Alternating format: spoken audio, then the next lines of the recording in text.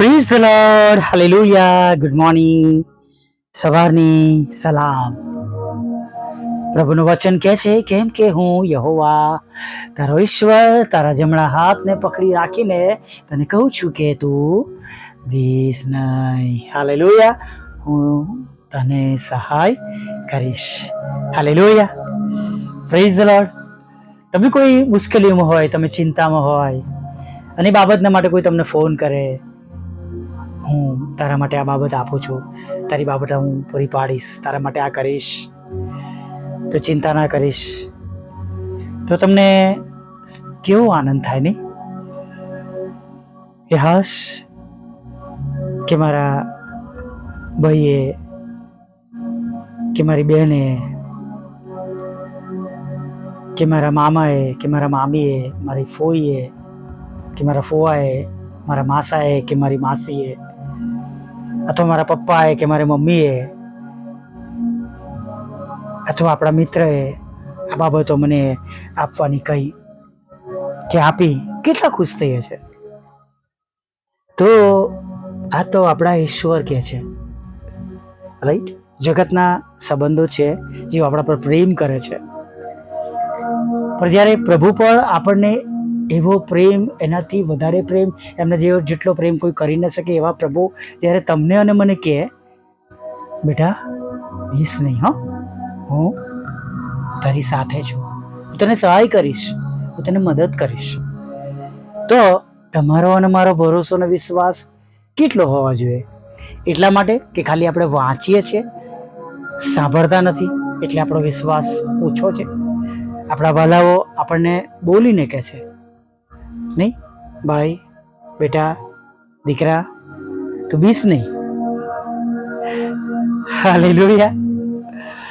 તું પ્રભુ પર તેના વચનો દ્વારા બોલે છે.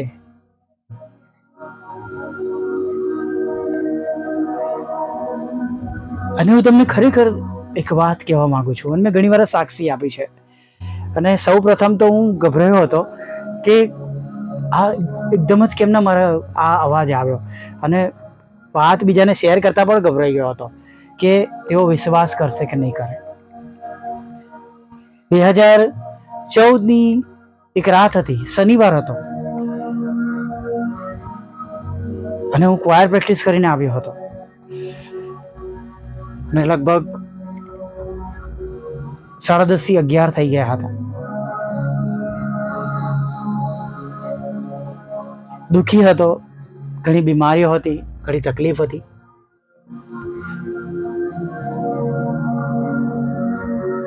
પડ્યા સુવાને થોડી વાર થઈ હશે,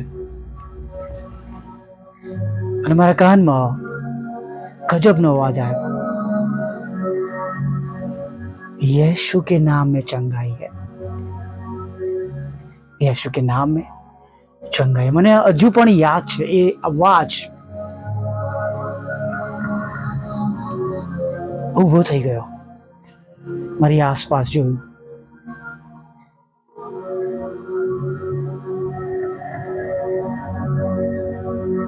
રવિવારે સવારમાં ક્વાયરમાં બેઠો હતો, એ અવાજ જાણે મારા કાનમાં જળજણાટ કરતો. સેમ અવાજ છે. એક બે જણને મેં કહ્યું, પણ એમણે વિશ્વાસ જેવું કર્યું નહીં. અને એ સમયમાં હું એટલો બધો પ્રભુમાં પાવરફુલ આગળ વધેલો ન હતો કે કોઈ મારી વાત સાંભળે કે માન્ય પણ કરે. પણ હું હકીકતમાં કહું છું, અને પછી ઘણા બધા ઓપરેશનો થયા, પણ પ્રભુએ સાજાપણું આપ્યું. Hallelujah. Praise the lord. BA નહીં, ગભરાય નહીં. બીક, ભય, ડર આપણા બધાના જીવનમાં એક સામાન્ય બાબત જાણે બની ગઈ છે, અને આપણા વર્ષના 365 દિવસ કરતાં પણ વધારે એકવાર આપણને પવિત્ર શાસ્ત્રમાં આ બાબત જોવા મળે છે, તું બીસ નહીં.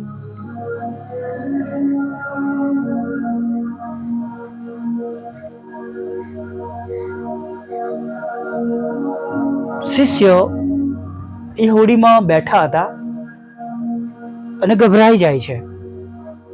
ડરી જાય છે, ઓ પ્રભુ અમારો તો નાશ થઈ રહ્યો છે, ઓ પ્રભુ અમારો તો નાશ થઈ રહ્યો છે. અને પ્રભુ એ તોફાનમાં ડુમાસા પર માથું ટેકવીને મસ્ત શાંતિથી સૂતા હતા. મને ખબર છે મારા પિતા મને કંઈ નુકસાન નહીં થવા દે.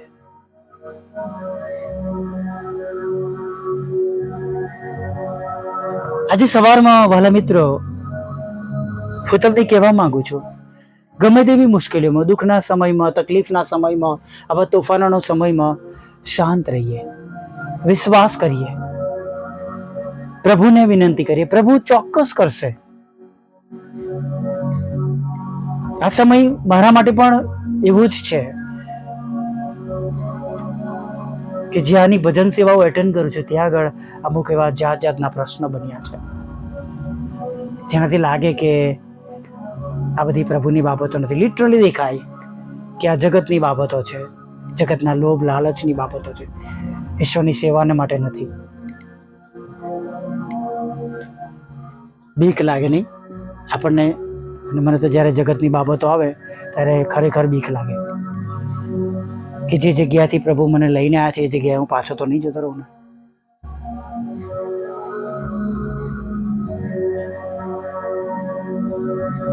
પણ વાલા મિત્રો, પ્રભુ પર ભરોસો રાખીએ, વિશ્વાસ કરીએ કે પ્રભુ એ સર્વ બાબતોમાંથી એક દિવસ બહાર કાઢશે અને દરેક જે ખરાબ અને ખોટી બાબત છે એને દૂર કરશે. Hallelujah, praise the lord.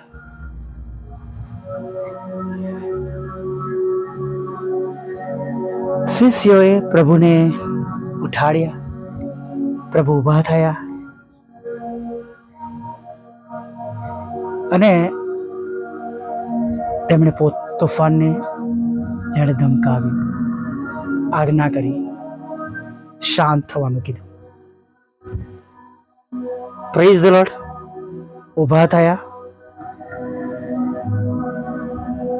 આજ્ઞા કરી છે. એ પ્રભુ તમને મને શું કહે છે ખબર છે?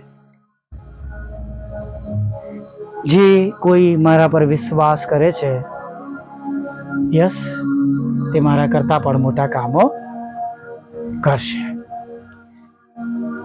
શું તમારા જીવનના તોફાનોમાં, તમારી નાવડીમાં તમે ઊભા થઈ શકો છો?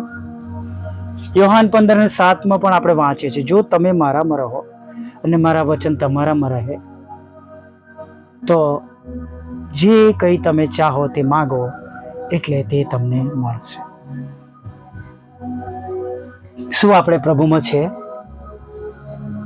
અને છતાં ડરી ગયા છે, ગભરાઈ ગયા છે, બી ગયા છે? તો પ્રભુને ઉઠાડીએ, પ્રભુ બધું શાંત કરશે. પ્રભુ આપણી સાથે છે, પ્રભુ આપણી સાથે છે. વિશ્વાસ અગત્યની બાબત છે, પણ જો પ્રભુ નથી તો પ્રભુ આપણને કહે છે કે ઓ અલ્પવિશ્વાસીઓ, શું તમને હજુ એ વિશ્વાસ નથી?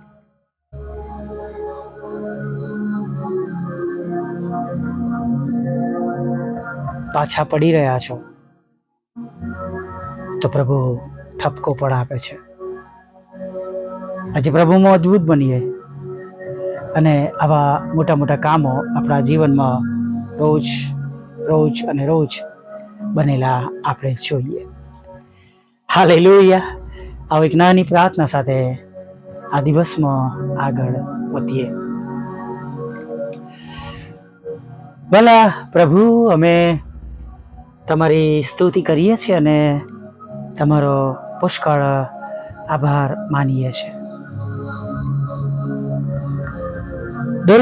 રોજ દિન પ્રતિદિન તમે મારી સાથે રહો છો, મારી સંભાળ લે છો, અમારી કાળજી લો છો. પ્રભુ, અમે તમારો પુષ્કળ આભાર માનીએ છીએ.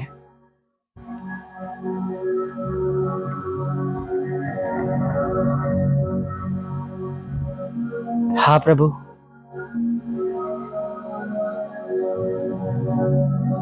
દયાળુ પ્રભુ, કૃપાળુ પ્રભુ, મહાન પ્રભુ,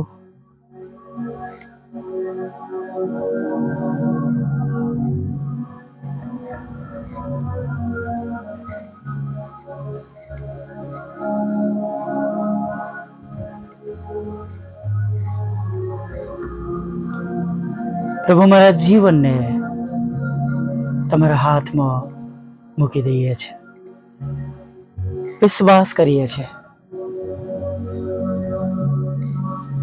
જો પ્રભુ મારી સંગતમાં આજે એવા લોકો છે પ્રભુ, જેમના જીવનની નાવડીમાં,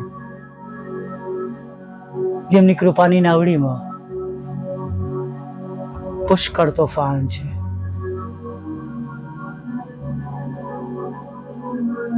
ગરીબીનું, આર્થિક દુઃખોનું,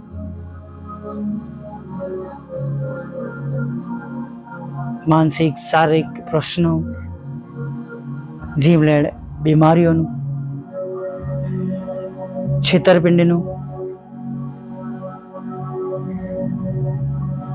વ્યસનોનું, વ્યભિચારનું.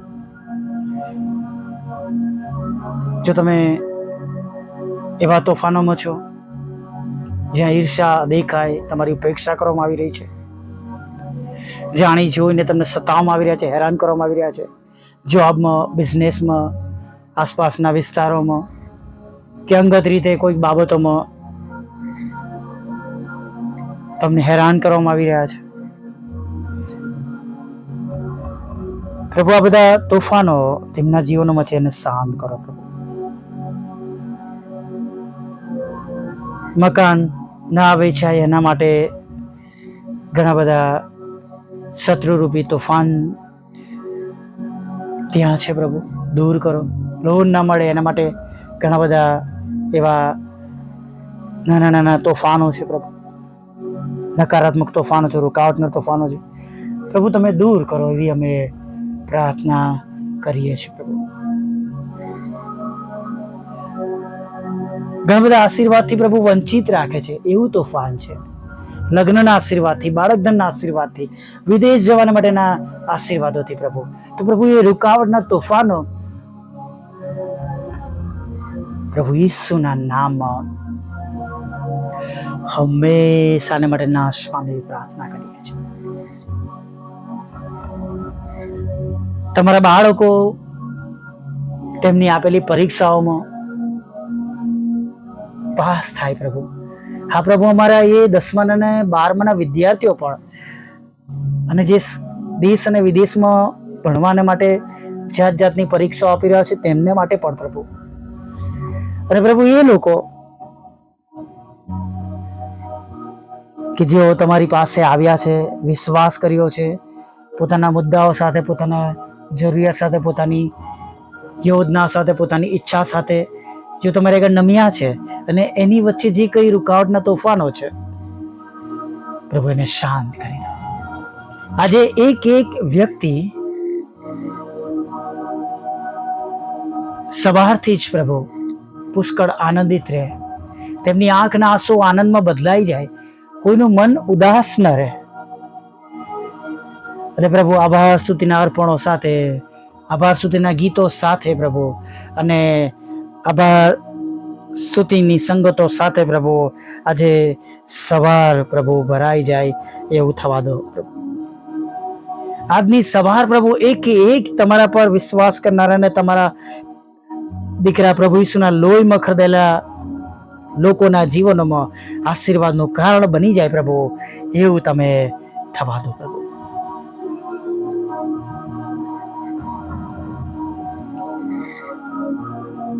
પ્રભુ જ્યાં લડાઈ ઝઘડા છે, કોર્ટ કેસ છે, એફઆઈઆર છે, ખોટા તુમ્મતો છે, દૂર કરો. જે તમારું નામ પહોંચ્યું નથી, મળ્યું નથી, જેઓ તમને ઓળખતા નથી તેઓને પ્રભુ તમારું નામ મળે, ઓળખાણ મળે, અમારા દ્વારા, ઓડિયો વિડીયો દ્વારા, તમારા વચનો દ્વારા અને તમારા ઘણા બધા સેવક અને સેવિકાઓ દ્વારા તેઓના જીવનમાં કામ થાય, તેઓ બેઠા થાય, પાછા ના પડે પ્રભુ, તેઓ તમારામાં મજબૂત બને એવું તમે થવા દેજો પ્રભુ. પ્રભુ અમે પણ તમારા બાળકો તરીકે નમ્યા છે તમારી આગળ. જે રીતે તમે સેવા કરવા માટે બળ આપો છો, સામર્થ્ય આપો છો, તમારી સેવા કરી રહ્યા છે. પણ પ્રભુ, જે કંઈ અત્યારે પરિસ્થિતિઓ છે એમાં તમારી સહાય અને મદદની જરૂર છે. પ્રભુ, તમને વિનંતી કરીએ છીએ કે તમે અમારો સ્ત્રોત બનો, તમે અમારી સંભાળ લો, કાળજી લો. અમારા દ્વારા અમે ઘણા બધા તમારી સહાયથી અમે ઘણા બધા આત્માઓ જીતી શકીએ આ મિનિસ્ટ્રીમાં. પ્રભુ, એવું થવા દો પ્રભુ. રૂકાવટો દૂર કરો, ગુમાવ્યું છે બધું પાછું આપો, આર્થિક સ્ત્રોત આપો પ્રભુ. અને પ્રભુ, જે કંઈ રૂકાવટ, જે કંઈ ગુમાવ્યું છે બધું તમે તમારા આશીર્વાદ સાથે પાછું આપો પ્રભુ. અમે જાણીએ છીએ કે તમે બધું કરી શકો છો. છેલ્લી બાબત જે તમારી પાસે અમે રોજ વિનંતી કરીએ છીએ પ્રભુ, હવે એનો આભાર માની શકીએ એના માટે તેના સઘળા રસ્તા ખુલ્લા કરજો પ્રભુ. અને પ્રભુ, આગળના સમયમાં તમારી પવિત્ર હાજરી મારી સાથે રહેજો. ખોરાક, વસ્ત્ર, અન્ન, પાણી આપજો. અને ફરીવાર તમારું ભજન કરવા માટે સાંજે તેલી લાવજો માંગતા પ્રભુ ઈસુમાં આ સાંભળો અને દેવ બાપ માન્ય કરજો. આમીન, આમીન, આમીન.